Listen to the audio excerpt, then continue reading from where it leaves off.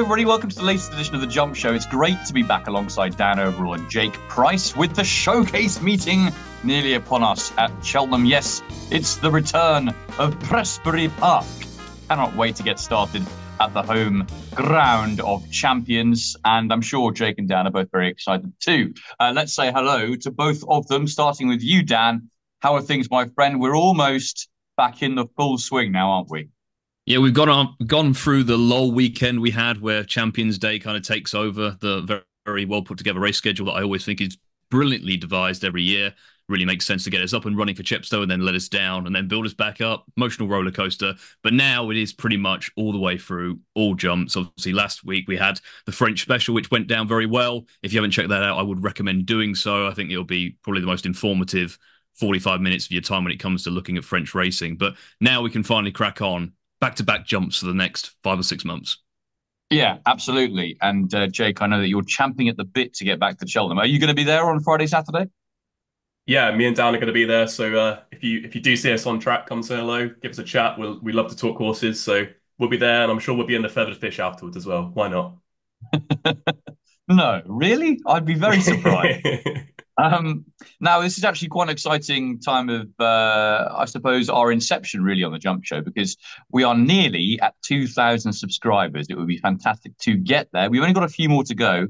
So please do, if you enjoy this video, remember to subscribe if you haven't already, and also to like it. It really does help us out. So like and subscribe, both those buttons would be great.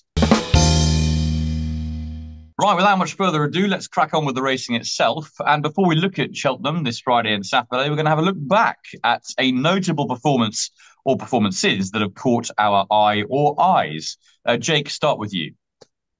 Yeah, mine's going to be Gerancon, the David Pipe novice hurdler who ran the other day at Worcester. He was a very good bumper horse. He had some really nice form there.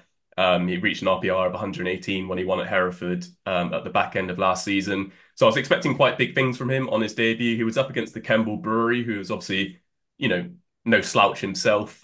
He was a good bumper winner at Cheltenham, and he kind of disappointed on his hurdles debut where he completely messed up the first, basically fell, got injured and was out for the whole season. But the race developed as a very slow pace. Gerancon took the lead under Jack Tudor, but he didn't really set any sort of decent fractions. And as Gerancon is a horse who I think is going to need to be stepped up in trip in time, it was very interesting to see that he regained the lead at the last, lost the lead again, and then ran on again at the finish. So I think going up to 2.5 miles at a stronger pace is going to be absolutely what he needs. And Gerancon will be winning races soon, that's for sure.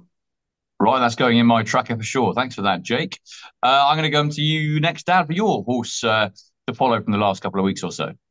Yep, I've got 3 because, of course, I have. I actually got a novice chaser, novice hurdler, and a bumper horse. So you're in for a treat. First one is a horse I've probably mentioned on the show nearly more than any other at this stage. That's Asta La Pasta, who was third in the Norton Coin Novice Handicap, won by Booster Bob. I think he was just a very educational experience for him. Pretty weak in the betting.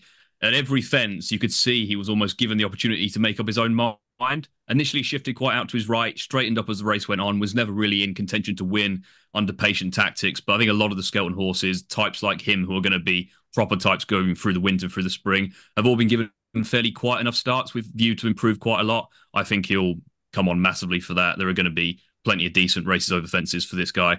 Hell's Getaway is the next one for Lucinda Russell. Finished 7th in a novice hurdle at Wetherby. Wouldn't be an obvious one by any stretch of the imagination.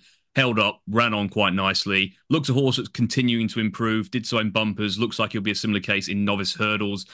His dam actually won the Haydock Grand National Trial about 15 years or so. So it's all stamina in his pedigree. I think he's going to be one for handicaps overstaying trips later in the season. So one just to get in your trackers with a view to a few months down the line. And probably the most notable one, I just took your eye out, a Strong Run, who was second in the Uttoxeter bumper, which Fergal had the 1-2 in.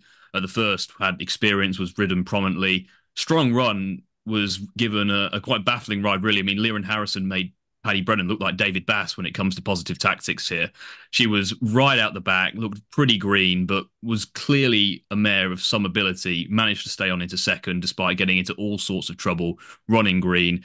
There's clearly a lot of ability there. There was some decent words before the race about her. She was pretty strong in the market. She's a sister to Strong Leader and Strong Glance, who are both very decent horses as well, as we know. She looks the type who's going to improve immensely for this. It'll be interesting to see if they stick to bumpers. I think if they do, I could see her being the type to run something like the Aintree Festival in the spring, because she just looks riddled with ability and one that will improve massively. She is 5 going on 6, so maybe they crack on over hurdles, but either way, she's one to keep on side because she clearly has plenty of ability. Great stuff. 3 for the tracker there from Dan. I'm going to go with 2 myself, actually. One that ran at Stratford at the weekend. That was Ludor for Tom Simmons, who eventually finished second after absolutely bungling through the final flight of hurdles. But it was his first run for Tom Simmons, having come from France, and Tom had taken him out twice in the lead up to that because he wants heavy ground, soft ground, really. And he got his heavy ground at Stratford on Saturday. And it was a pretty good run, really. He was off the bridle a little bit coming around the home turn, thinking he needed the run, but stayed on a bit for second. And that was a very promising first effort, I thought, behind what was quite a good winner in the end. And I expect further in time to suit this horse. I think 2.5 to 3 is going to be really where we see him fly. So Ludor is one for the tracker for me. Hopefully next time he can get off the mark over hurdles. And the other one I'm going to put forward is a horse that's already won. And that was when I went to Fakenham, actually, last week for one race that was abandoned. But the one race that was abandoned, we saw, I think, what could be quite a good horse in Charging Thunder for James Owen, who was 99 rated at his peak on the flat. Not quite that high now in the mid-80s, but he still brings a very good level of form to the jumping sphere. And it was a pretty taking first effort over hurdles. It was a race that fell apart. There were 3 unseats, but they were all from sort of fairly big prices apart from Ronnie's Rules for the Skelton team. And he saw off the other 2 with decent chances each way, very easily indeed, and tanked into it. And that came after he'd actually been hampered early on in the race. So I think there's lots to like about Charging Thunder.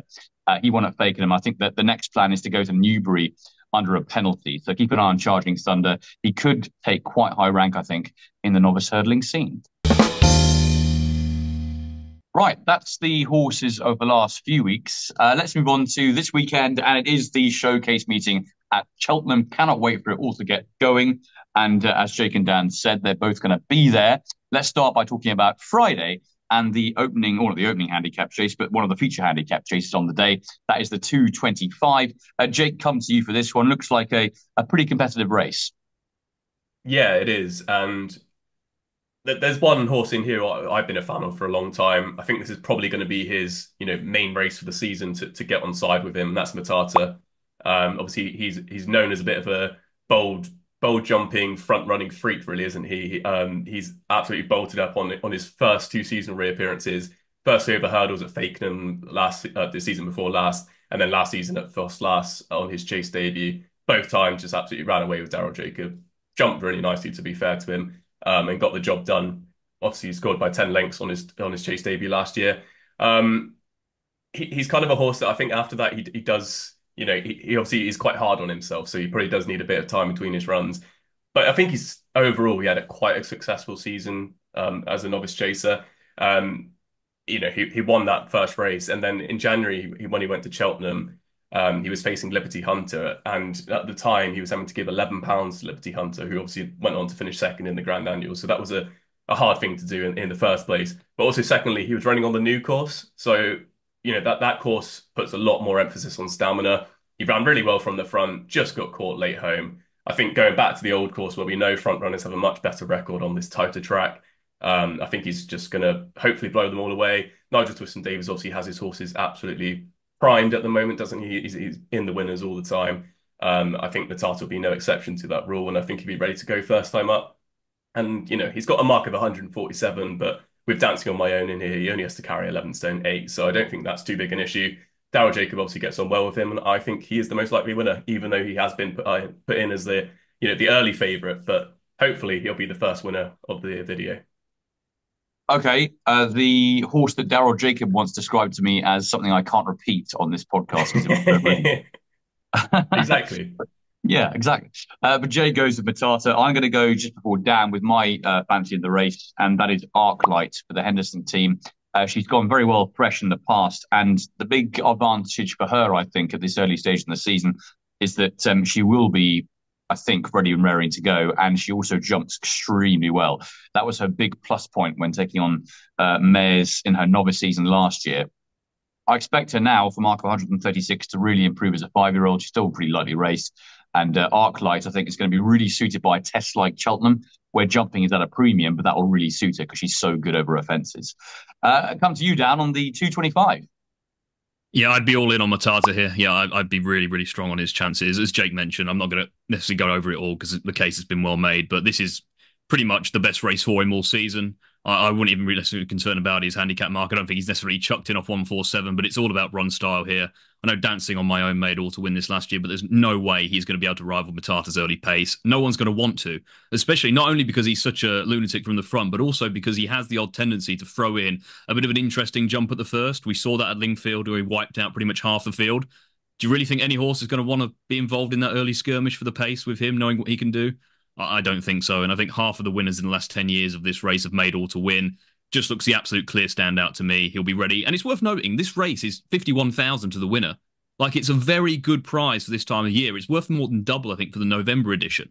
I imagine he'll probably come back for that as well. And also, I'd probably imagine he ends up being the type to run in graded company, not be quite good enough, but he'll always add a bit of an interesting angle to those 2-mile races. But all over Matata here. Worth noting, we are recording this at 1:30 on the Wednesday just because of our schedules. And I think Madara's just been pulled out already. And obviously, he would have been an interesting runner. Obviously, I know a horse you liked a lot last year, Bully. But he's seemingly already been scratched, so I'm one of the more probably interesting rivals out already. So not sure what price Matata will end up being, but I'd be very strong on his chances.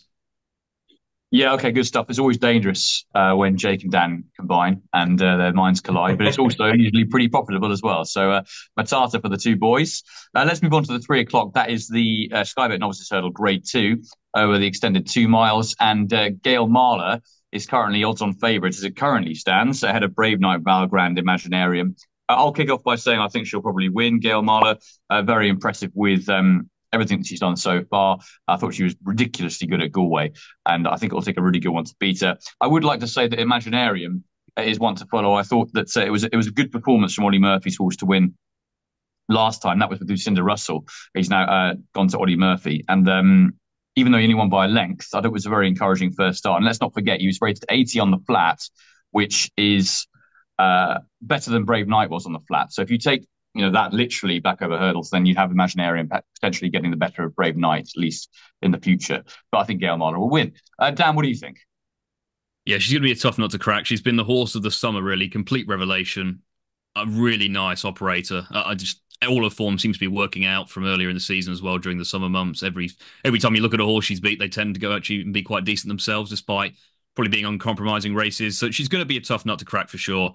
It pains me to see Valgrand in here. It really does. I don't know how I've managed to do it again. This is now Look Away all over again. It really is painful stuff. At least Look Away last year, it was a very open race and there wasn't really a standout. So he was kind of like, I can kind of see it. But Valgrand is going to be fairly up against it here to give £2 to Gail Marler, given what she's achieved so far. I'm probably going to have to end up backing him in some respects. I didn't back Look Away last year, and I literally was lying on the floor, just in pieces, when Neil King came out after the race, said, yeah, best handicap horse in training, but screw it, we just won a grade 2. So I will probably look at this race like this and just back Valgrand tentatively, maybe do a bit of a reverse forecast with Gail Marler and see where we go. Not a race I'm massively going to get stuck into from a betting perspective, but I'd just like to see Valgrand go well and not completely decimate his handicap mark, ideally. Okay, good stuff. Valgrand for Harry and Dan Skelton. Hopefully Dan won't be on the floor. Jake, what do you think? Yeah, I won't waste anyone's time. I think Gail Marler should win this. It'd be fun watching Dan's pain as Valgrand gets as close as he can to that horse and ruins his handicap mark. That'll be my most interesting part of this because, as I said before, we should not be having this grade 2 in October. It just makes no sense, and the field backs that up. He's going to be beaten half a length and go up 17 pounds. Yeah. It's going to be a long. I mean, it's going to be a long couple of days if that happens. And maybe don't come up and talk to me immediately after the race if you see me track and that's just happened. I probably won't be the best of company for about 30 minutes. Good stuff, guys. Anything else for Friday? Dan, I'll start with you. Obviously, plenty of other races on the undercard. Yeah, a few interesting ones in the handicaps, which I think are reasonably competitive affairs. The opening 2.5 mile handicap is where I kind of hope to see Valgrand, but here we are. I'm tempted to go on Letterston Lily. I know she unseated at the first at Chepstow in the 4-year-old hurdle, but all of her form seems to be working out. She's got that Gail Marler form. third in the fixed brush handicap on ground, probably soft and ideal for her. Obviously, Flying Fortune went on to frank that quite comprehensively in the Persian War. Has won at Cartmel in the past as well, so seems to handle quite undulating tracks. It's a really interesting race. There's some nice types in here. I think Support Act is undoubtedly well handicapped off the mark 113, but he might just be the type who needs a bit more experience. So I think Letterson Lily, if she can get each way price about her in the first, I'd be interested. And then you've got the 2 mile conditional jockeys handicap at the end of the card. Norman Fletcher would be an interesting one. Fiercely Proud's probably going to be the favourite, unsurprisingly so. Obviously, very good novice last year. They seemingly are targeting the Greatwood.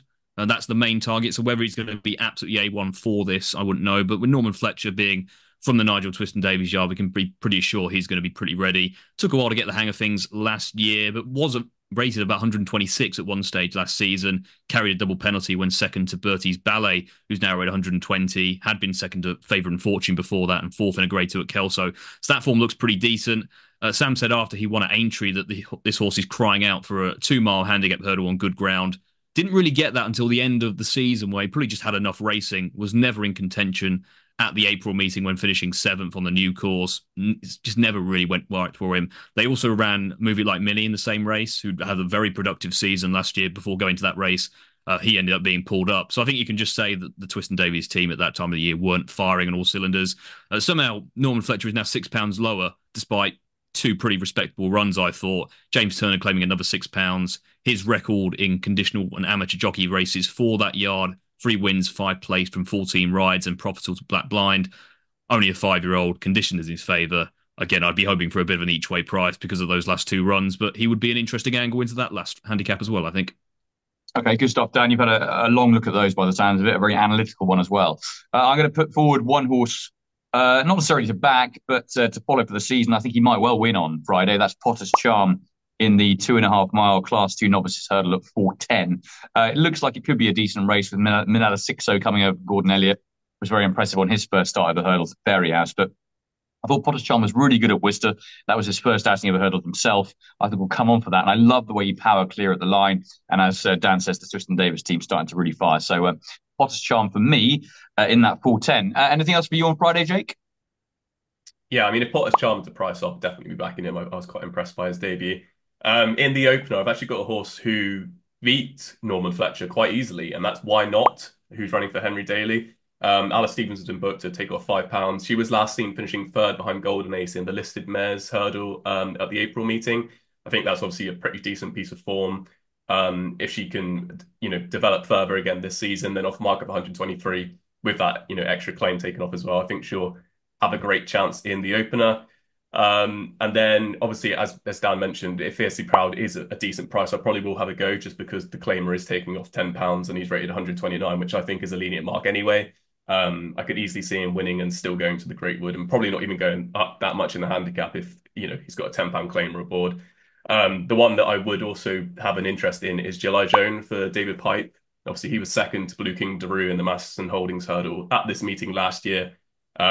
He has shown a bit of a preference for heavy ground, or at least he's ran a lot of times on heavy ground, but he's actually quite versatile. He's won on some decent ground before as well. So he would be one that's potentially on my list. If he was an each way price, I might play both of them. But yeah, they're the 2 main ones for me. Great stuff, Jake. Love the sound of those. I'll be following them with relish, I have to say, on Friday. Let's move on to Saturday, shall we, at Cheltenham. I'm going to start by looking at the 110. It's the William Hill Top Price Guaranteed Novices Limited Handicap Chase. Guard Your Dreams. A winner when last seen on his reappearance. That was a good performance. Thought he had quite a hard race, but there's some brilliant names in there, aren't there? Theatre Man, Risk in the Ground, White Rhino, etc. Looks like a really good contest in prospect. Dan, come to you first, shall we, for this one? Yeah, I think Guard Your Dreams may have well had his day last time. Obviously, it's been a long time coming.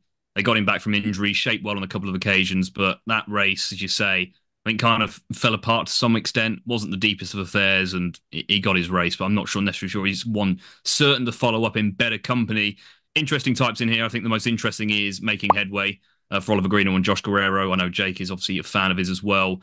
Making his Chase debut if he runs off a mark 127 after a very good season as novice hurdler. 4th in the Old Tolworth, 4th in the Imperial Cup. You can forgive his run at Aintree. Just came at the end of a long season. Don't think that's at all one to read into. Always thought he was a 2.5 miler, despite achieving quite a lot, just over 2 miles last season. A lot of untapped potential at this kind of trip, considering he's by Molinas out of an Old Vic mare, which is a lot of stamina to talk about when you're talking about a pedigree. And in the last 5 seasons, I wouldn't necessarily be a massive fan of chase debutants at Cheltenham, especially in handicaps like this, but for the yard, making their chase debut, they have a 26% strike rate in the last 5 years, 1.64 actual over expected figure, Jaguar being the latest to make a winning chase debut. So clearly can get one ready for their chase debut. He's won a point to point. So I think making headway is probably the most interesting one in this lineup.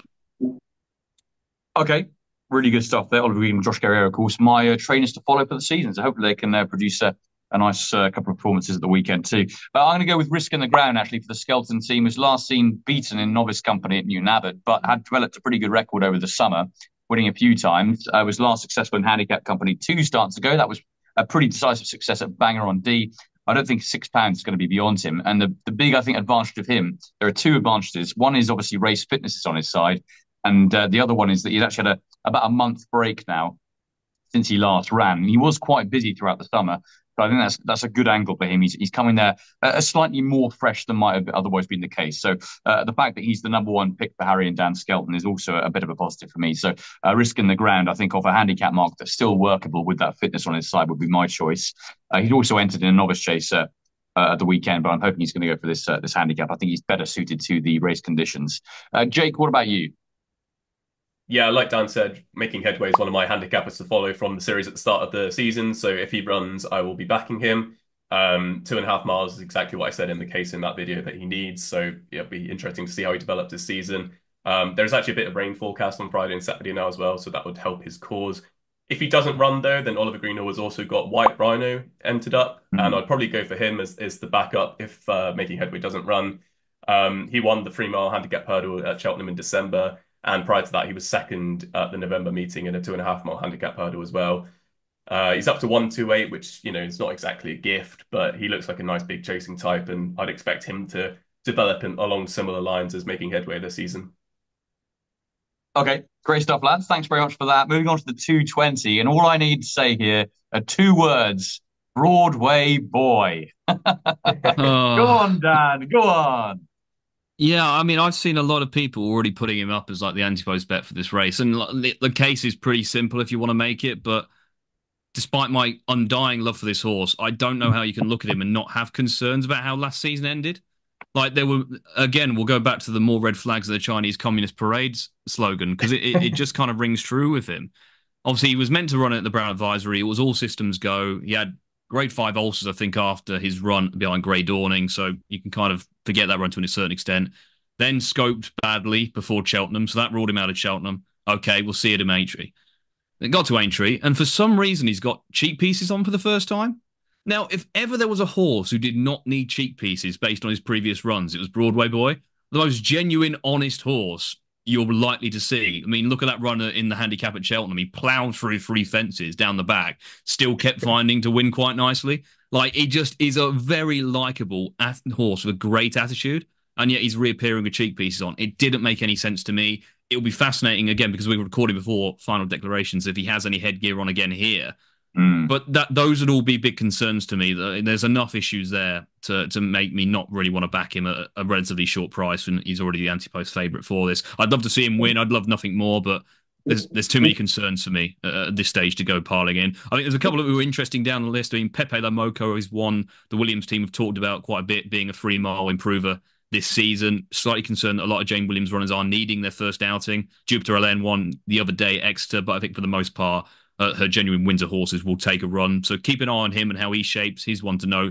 Some Scope would be another one who I think still has plenty of potential over 3 miles. I think probably just got to the end of his tether towards the end of last season when running at the April meeting here. He had a terribly hard race in the Grimthorpe where only 2 finished behind Does He Know. That probably just took the life out of him, but really upwardly mobile 3 mile chaser before that. Seemingly loves good ground. Taking a bit of trust on the Richard Hobson form because they really haven't had any runners at all. But if he's up and ready, I think he still has plenty of mileage in that mark 126. So if he's an each-way price and he runs, he'd probably be the each-way selection I'd use to take on my beloved Broadway Boy for as much as it would hurt. I could see you're saying that through gritted teeth, Dan, I have to say. Yeah. Okay, good stuff, Dan. Thanks for that. Jake, what about you in the 220? Yeah, it is a tough little race, isn't it? We don't really know how the ground's going to end up, don't know how much rain we're going to get, etc. When I first looked at the race, I thought that Lamilos would be, where I end up lying. He looks to have a good chance, but a recent stable tour in the Sporting Life column from Dan Skelton really put me off. The comment was, "We just need to get that first race out of the way." So that doesn't inspire any confidence whatsoever. And I really hope that they continue that line of comments, in the build up to the race, in the racing post, etc. I really hope they continue with that. If that is genuinely the case that he's going to need the run massively, then that's obviously needs to be brought to the attention of punters. Um, yeah, like Dan, I've had Pepe Lamoka then as kind of another horse on my radar. As Dan said, James are typically needing the run, but with Jupiter Allen stepping up and trip and winning on his handicap essentially debut because he completely bombed out on his first start over fences at Exeter the other day, that kind of inspired a little bit more confidence.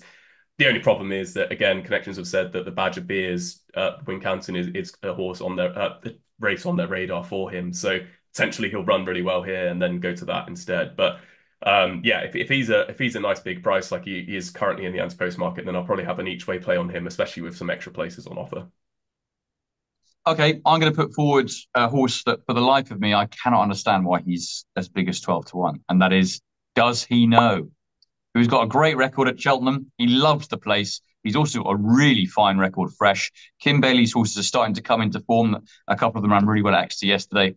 So I'm hoping that Does He Know, off a nice handicap mark, he's dropped a few pounds, can do the business. And I think he'll try and go from the front. It's well over 2.5 miles. You can obviously stay a lot further than that, 3 miles plus. But I think given this obviously 3 mile trip, but he also stays further than 3 miles one, as one would say.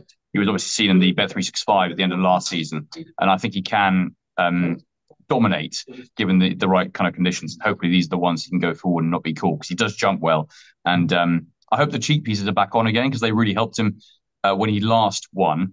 Obviously, not quite so good when he was beaten in that Bet365, but if they stay on, I think he's going to have a little bit of untapped potential there. And as I say, Kim Bailey in decent form, 9-year-old as well. He's not done with yet, does he? No, he's had a few races, but by no means is he too old. So I think he's a good bet in that race, actually, in the 220. Okay, 255. That's the Class 2 Pertemps Qualifier Handicap Hurdle. We are back in the jumps game, aren't we? With the Pertemps Qualifier complete. Jake is licking his lips. Yeah, you love it when you see that Cheltenham's back, and then you remember all the races that are actually on the Saturday card, and you go, "Oh crap, I got to try and Yeah, find winners literally. of a 20-runner Pertemps qualifier." And Ante-Post Dan Skelton has the top three in the market. All good stuff. Yeah. Yeah, I know. But yeah, no, I actually do have one if he runs. Obviously, as Dan has said, we're recording for Dex. Apologies for that. But Supreme Gift for Henry Daly, if he does go, I think he looks a very interesting horse to me. He's currently 16-1 in the Ante-Post market, which I think is a big price. And obviously, with Pertemps qualifiers, as we say every time, you know, a lot of it is the intentions of connections. Do they want to win the race? That's, a big thing here. Do they just want to finish in the top four and get to the final? Obviously, the likes of Gordon Elliott will be, well, basically, if you see an Irish runner this weekend, I think they're mainly going to be qualifying for the final. So top four will be the aim rather than winning it. But with Supreme Gift, I don't think connections are really going to care if they win it or not. I think they'd probably like the fact that some horses aren't there to win. And Henry Daly actually won this race a couple of years ago in 2020 with Honest Vic, who's a very similar horse to Supreme Gift. And he was also third with Will of the West in 2016. And they're the only two runners he's had in the 10 years. So he's finished first and third with them. Supreme Gift then, yeah, he's got some good Cheltenham form. He's ran twice at the April meeting. He was fourth in the 2.5 mile handicap in 2023. And then back in April in 2024, he was third in the 3 mile handicap, hurdle as well. He was 3 lengths behind Zane Knights that day. He's now going to be £10 better off. And something I find really interesting is if Alice Stevens is booked, it's going to back up my case even more that they don't mind winning because if she's booked, she'll take off £5. That will give him an effective mark of 131, which would make him obviously £15 better off with Zane Knights. And I just think that he's the type of horse that could go and win a race like this. And as I said, Connection's not really mind about getting to the final at the festival. So yeah, he'd be one for me at 16-1. I think that's a big price. I think that's a really good angle to take, actually, as well. Not fixing their eyes on Cheltenham Festival, rather looking at this prize in its own right. Yeah. I don't really have a huge view on the race, to be honest, Jay, Dan. But one horse that I would be interested in if she did run in it was La Renommee.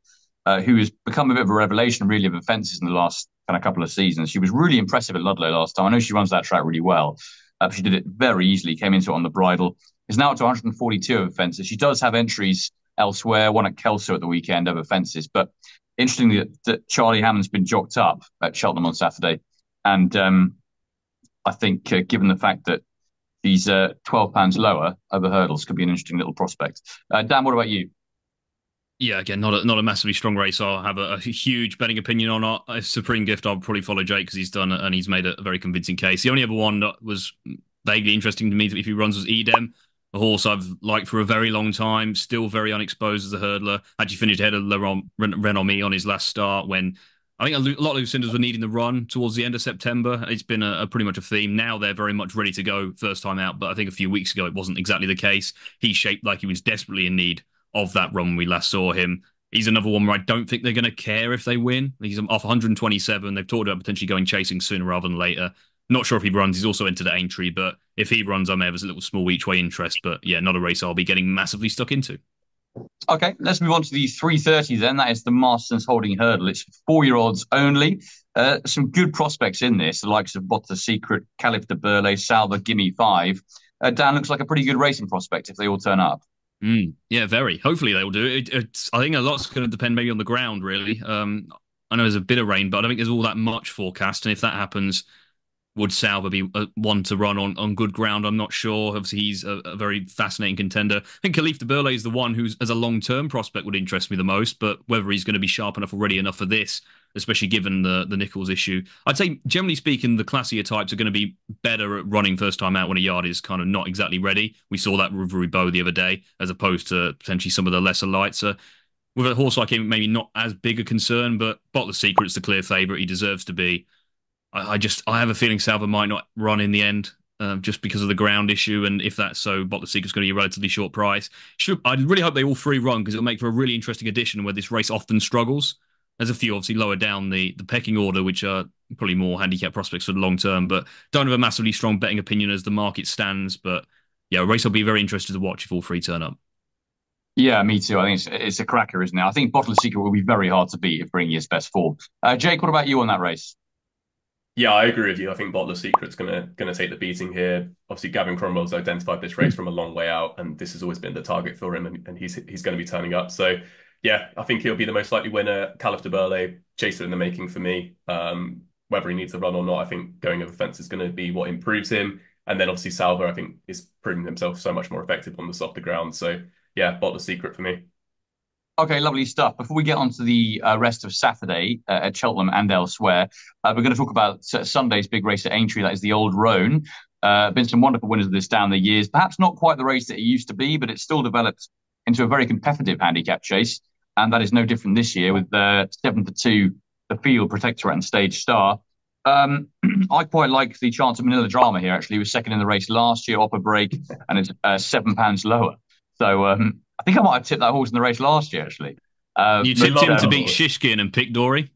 That's it. I think was the most famous one, which was ambitious. I mean, you got one of them beat, but then again, he didn't start. So, close enough. I know, yeah, I'm never going to forget that. I think you'll never let that be forgotten as well. I think that's probably no, correct. Yeah.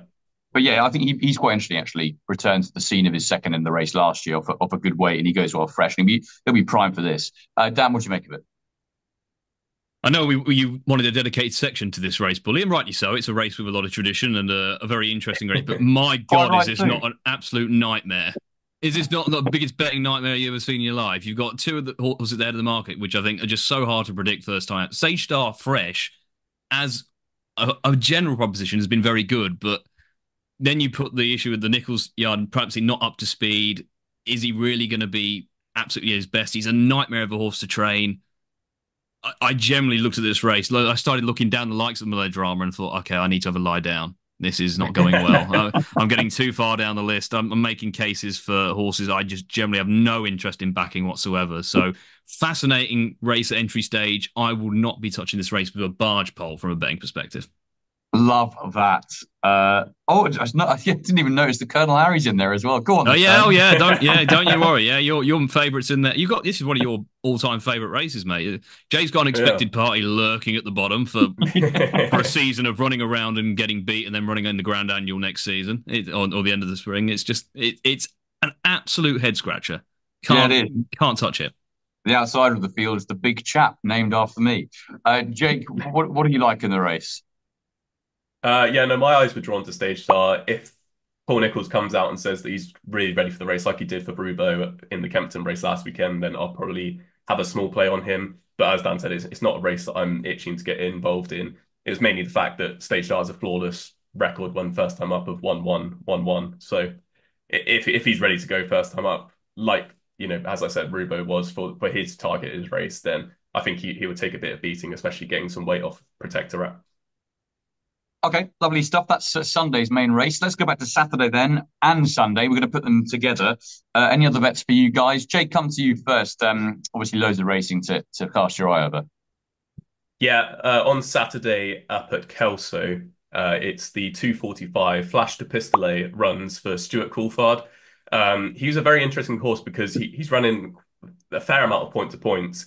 And then he went to Stuart Coulthard to make his hurdles debut in October at Kelso. And he ran a cracker. Like he sent off the 2-1 favourite. Obviously, it wasn't exactly a strong race. Jumped the last in front and just got beaten a short head by Coniston George, who's now rated 116. That was obviously a really promising opening effort. Connections probably were a bit ambitious going to the Grade 2 at Haydock next time out, where he was fourth, beating 30 lengths. But obviously, it shows the kind of the level of regard that he's held in. And then he was sent off a very short price favourite at Ayr in December when just completely bombing out, really, finishing fourth, beating 15 lengths. As a result, though, he's rated 100 for his chase debut. Obviously, with that point-to-point experience, you'd expect him to be going well. So yeah, if he's a decent price, I'll be on him. Idem is entered up, as Dan said, at Aintree on Sunday. If he runs in that race, which is currently jocked up for under Patrick Wodge, then I'll back him there because, as Dan said, definitely need the run. The win of the last day was absolutely laid out to score. And his form from the back end of last season at Kelso is working out really well. So off a mark of 127, I think he'll go in. And I won't go into too much detail on this one because me and Dan have not spoken about any of these races really, but I know he's got a really strong case for him. But in the 2.5 mile handicap hurdle at Aintree on Sunday, the 3:35, I think Camzinas is going to be really hard to beat. Fergal O'Brien's won the race for the last 2 years. Obviously, Crambo won it last year, and I think he's a fairly similar type. So yeah, I think he'll develop really well for mark of 130. I think he's got a great chance. Great stuff, Jake. And that brings us on nicely to Dan making that strong case. Yeah, Camzinas is. Yeah, we hadn't discussed it. I think Jake just messaged me. I've got one I'm warming to on the Sunday. I didn't even check the rest of the message. It's Camzinas, isn't it? Yes, it is. Yeah, absolutely. Yeah, and it almost makes itself. I had this race in mind for Be Aware, who was one of my obviously handicappers to follow. Looks like now that they're now going to the Greatwood, but I thought this 2.5 mile race would be perfect for him. But Camzinas did beat Be Aware towards the back end of last season. I think you look back for a lot of his form, it all just stacks up pretty strongly with all the right horses. He's second to my beloved Look Away. Obviously, this time last year, over 2 miles, when probably got a bit hampered. Clearly wants a bit of a trip as well. Beat Making Headway, who we've also made a case for. Beat Be Aware. As Jake mentioned, Crambo won this last year. They had this race in mind for him before going on to the 3 mile race at Haydock, the Valuable Stayers Handicap Hurdle. They're looking at doing the same with Camzinas. I wouldn't necessarily put him down as a 3 miler just yet. So I don't think that would really be a race I'd fancy him for. But I think 2.5 miles, good ground at Aintree.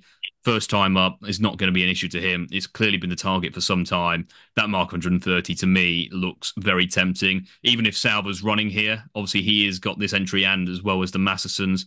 I think it's all going to probably depend on the weather for him. But for Salva as a 4-year-old to give £11 to Camzinas, I think that would be an incredibly tough task and only make Camzinas' price better. So regardless of Salva's presence or not, he'd be one I'm interested. You look at the other horses in here. Push the Buttons already running at Cheltenham would be an interesting one. In the Waterside, probably a prep run before going chasing. Punted Leste, they'll have another target down the line. He's probably handicapped up to his best and wants softer ground. So all points to Camzinas. So he would be a strong bet on the Sunday. That 6-1 currently is a price I've taken already. Probably will get a bit shorter regardless of Salva's presence. I think it'll be popular. The race before that is a Novice Hurdle. Horse, again, I can't really put him up as a bet because there's just so many unknowns in terms of entries. But a horse I do really like as a long-term prospect is Jack Black. Third in a couple of bumpers, Clearly a horse just learning his trade. He was third to making headway on his hurdling debut in a really slowly run race. That didn't suit him at all. This is a 3-mile chaser for down the line. So if he makes his hurdling debut here, I'd be interested. He is currently jocked up. Juventus de Brion's actually entered here as well, which is painful memories. But there's a few interesting types. I'm not sure he'll be absolutely gunned for this because there are the likes of Derry Paddy in here who's been well touted, Barlavento as well. But given the way some of the Skelton novices have kind of been improving for their first run, just keep an eye on Jack Black because I think he'll be one who improves throughout the season. And then the 137 at Wincanton. If you watch the French special last week from Adam, you will see a horse called Limiere d'Artel in there, who you will know is a horse that Adam absolutely adores with his heart, not necessarily with his head, but his heart is all in on this horse. Philip Hobbs, JP McManus, juvenile hurdler, trying to recreate the spirit of Defi de Soy. Just keep an eye on him. No idea if he's going to run, no idea on the price, but you'll be able to track Adam's pain if he does get beat, and that's all good fun. Yeah, it is indeed. Yeah, all the videos come together here on the Jump Show. Great stuff, guys. You made some fine arguments there. Very much enjoyed them as well. That's it from us here on the Jump Show. I hope everyone enjoys the weekend at Cheltenham and elsewhere, of course. And if you are going, unfortunately, I can't be there, but do make sure you say hello to both Dan and Jake, who will no doubt be hopefully getting some winners anyway for a couple of days. Please remember to like and subscribe to The Jump Show. It does help us out, as I said at the beginning. We are nearly at 2,000 subscribers. It would be great to reach that milestone. And do remember to comment down below with your best bets for Cheltenham this weekend. We would love to hear from you. Until next week, it's goodbye.